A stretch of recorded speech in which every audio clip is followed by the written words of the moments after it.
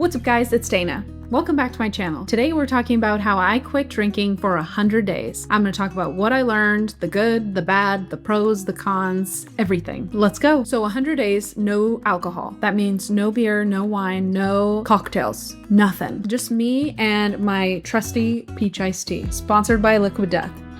I'm just kidding. First, let's talk about why I decided to quit. I honestly just wanted to test it out. I'd always been envious of people who had decided to stop drinking because I felt like that's really cool. Like, it's so healthy for your body to not drink. Alcohol doesn't really give me that much of a buzz, or like when I'm tipsy, when I'm drunk, I'm not like that much happier or whatever. So I was like, it'd be really cool to give it up. But then holidays or birthdays would roll around and I would invariably just have a cocktail because that's kind of like what you do in our culture nowadays. I always thought, wouldn't it be so cool if you could just not be a drinker? So I decided to try it out. So 101 days ago, I gave myself the challenge of quitting drinking. No, nothing, not even a sip. And here's what I learned. I'll cover what was hard, what was easy, what I learned, and if I'm ever going back. I've never really been a huge drinker. I'd say my average is probably 2 or 3, maybe 4 drinks a week, especially on the weekends. But I noticed that even a couple of drinks, like maybe 2 in a night, would mess up my sleep, my energy for the next day, and would just make me feel worse overall. So I thought, why don't I see what it's like just to cut it out in general? If you stop for 1 week, 2, you might not see the benefits because they might take too long. So I thought, well, 100 days, your body's probably reset by then and has cleared out all the possible toxins from alcohol. So I thought that was a good number to strive for. Also, I play hockey. And it's very important to me to be very physically fit, or as fit as possible. I started to think about alcohol as like it's hindering my performance as a hockey player. So that's not good. Might as well try living without it. Okay, next let's get into what I learned. Number 1, non-alcoholic beer and mocktails. These are probably going to be your best friend, unless you really like sparkling water or regular water for some weird reason. But non-alcoholic beer, it tastes almost identical to the real thing. And I don't know about IPA because I only like regular beer. To me, Heineken Zero tastes almost exactly the same as regular Heineken. So if you are drinking for the taste, then perfect. Swap it out. Easy. If you're drinking for the buzz, that's a little bit different. Anyway, mocktails. This became my best friend, especially when I went to restaurants. I didn't know how many restaurants have a section at the bottom of their cocktails list that's like non-alcoholic. And some people have really cute names, like a play on words for their mocktails. And mocktail just means a cocktail without the alcohol. So yeah, I was surprised at how many restaurants have like taken on this sober culture that's happening and have added to their menus. And it's not just juice with ice. People are getting quite creative with these mocktails. So I think that's really cool. And experiment. If you decide to stop drinking, experiment with mocktails yourself. Like, order them online. I ordered several on Amazon and they would come in little cans. Most of them are sparkling, like carbonated, and just try them out, see what you like. I didn't end up liking any of the ones I tried that were like actual mocktails, but I really got hooked on this peach iced tea that I love. I've loved it for a long time, but this definitely became like my drink of choice when I stopped drinking. Okay, number 2, things I learned. People don't care. This really held me back in the beginning, or even before my 100 days, because I was like, what are people gonna say? Like, what are people gonna think? Are they gonna order me a cocktail anyway? And I'm gonna have to say no. I was just thinking more about other people, or caring more about what other people thought than caring about what I wanted, which was not to drink. Once I was in my 100 days, I began to realize people don't care what I'm drinking. They don't care if it doesn't have alcohol. They don't care that it's a tea. They don't care that it's sparkling water, whatever it is, juice, especially when you're at a restaurant and everybody's ordered their drink and you've gotten a mocktail. It's like maybe somebody says something when you order it, especially if you always order drinks, they might like say something like, oh, you're not drinking tonight. But other than that, it's just like you all have a glass of something and you're all drinking something. It's like nobody cares. Now I love that I care about not drinking, so I decide to not do it for myself and not because I care more about what other people think. Number 3, specifically for women in their 20s, 30s, any reproductive age, you may get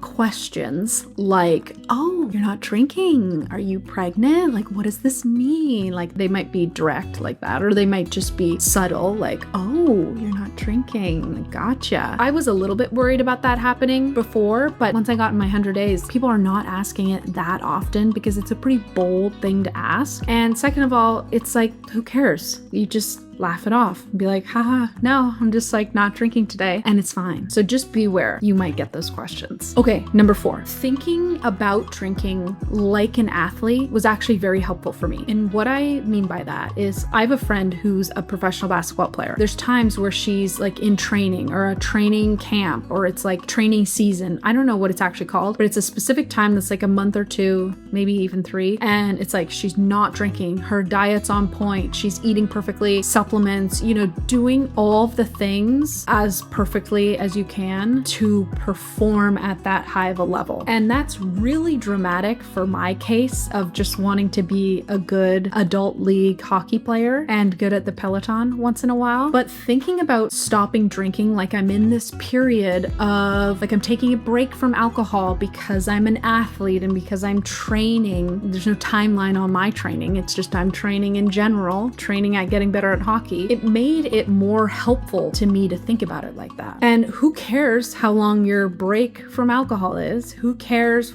what you're training for? No matter how active you are in life, you're an athlete in my books. Like if you go for walks every day, you're an athlete. So I'm an athlete that's training, and that's why I quit drinking. I'm just kidding. Okay, number 5, things I learned. Drinking does not equal celebration, and vice versa. Previously, I just kind of felt like, oh, if there's something fun, exciting happening, like it's a birthday party or whatever, it's socially acceptable to always drink at those types of events. At least for me and my social circle, I guess, or how I was raised, or like my culture, it's like, it's fun. Drinking feels like it makes the events more celebratory, which maybe that's true on one hand, but I think what I learned is that it doesn't have to mean alcohol. You can make an event fun by having a peach iced tea. You can make an event fun by having a sparkling water or whatever your mocktail choice is. It doesn't have to have alcohol, and it can still be just as celebratory and just as fun. Let's talk about the hardest parts. In case you're thinking about quitting drinking, the hardest part for me was celebrations, big social gatherings,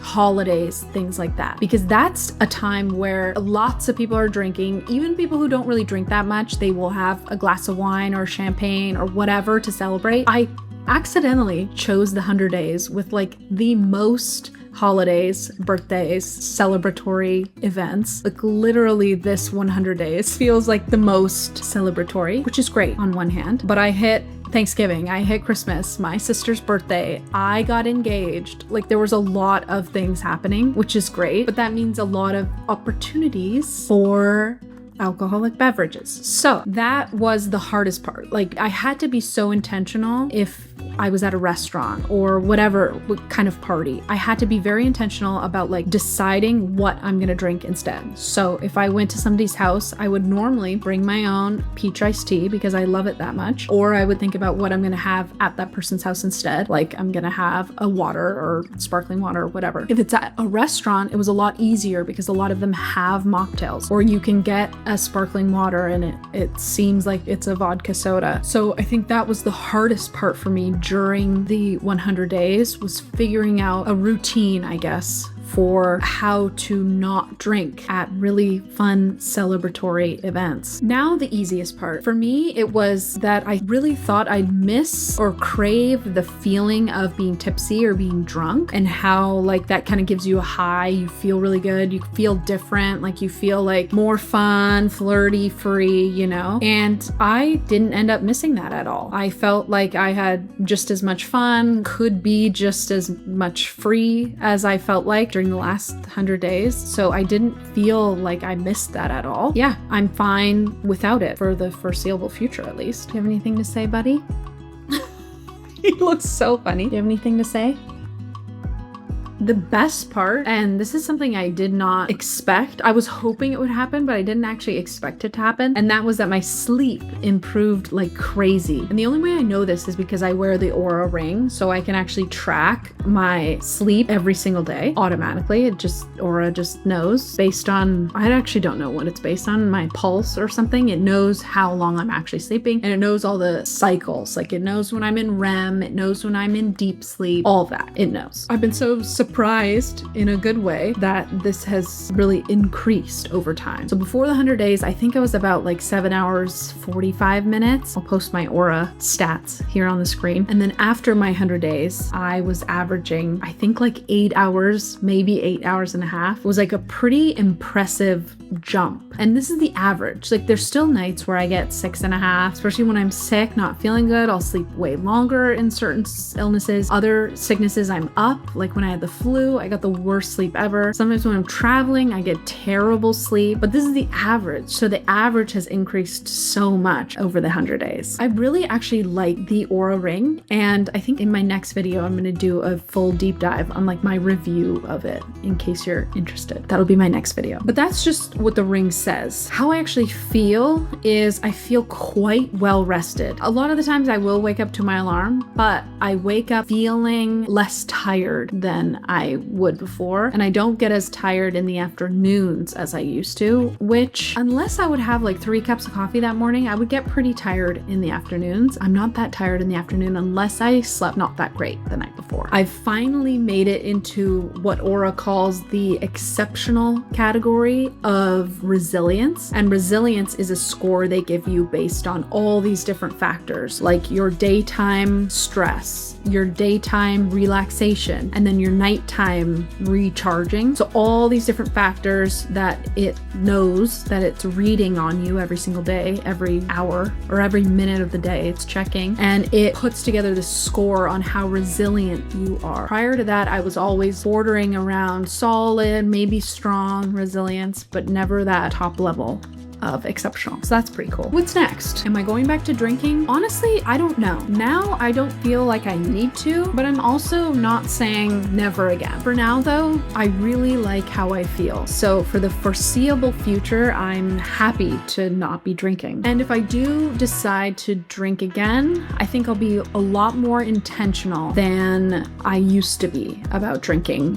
1 or 2 cocktails on Friday. But maybe I'll make a video in the next 100 or 1,000 days of not drinking and give you an update on how it's going. Let me know if you've ever considered not drinking or if you don't drink yourself, and stay tuned to my next video about my Aura Ring health review. Thanks for watching. See you in the next one. Bye.